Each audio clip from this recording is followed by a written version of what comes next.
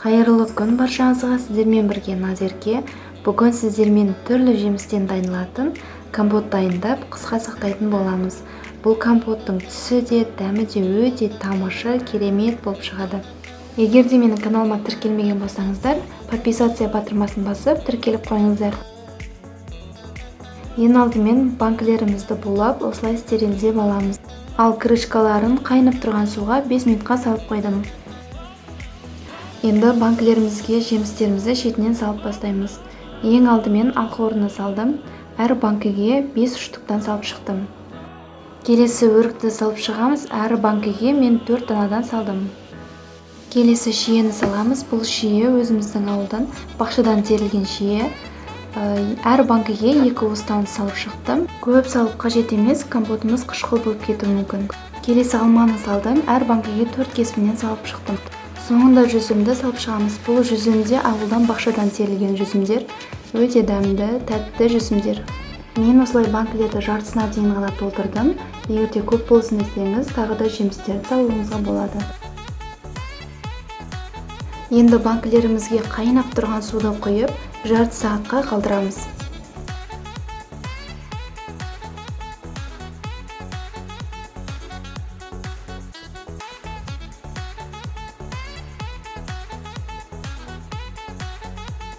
Жарты сағат уақыт өткеннен соң банкілерімізді алып, ішіндегі суын таза ыдысымызға құйып шығамыз.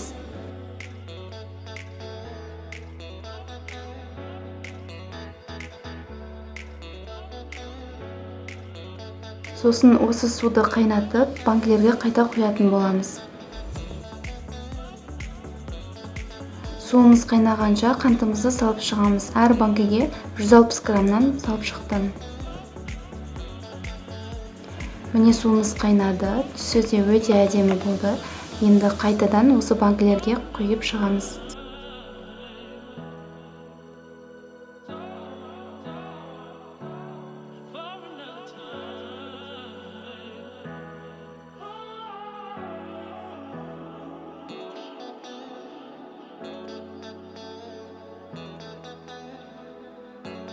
Енді крышкаларын бекітіп, жауып шығамыз.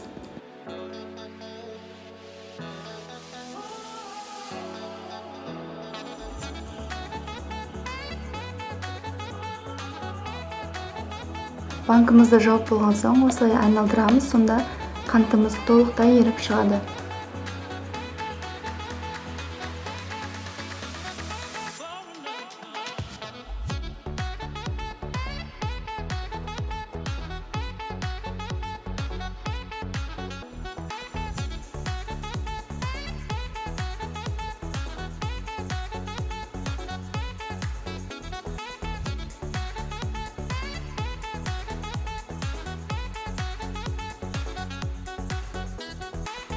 Қысқа сақтайтын банкілеріміз дайын болды.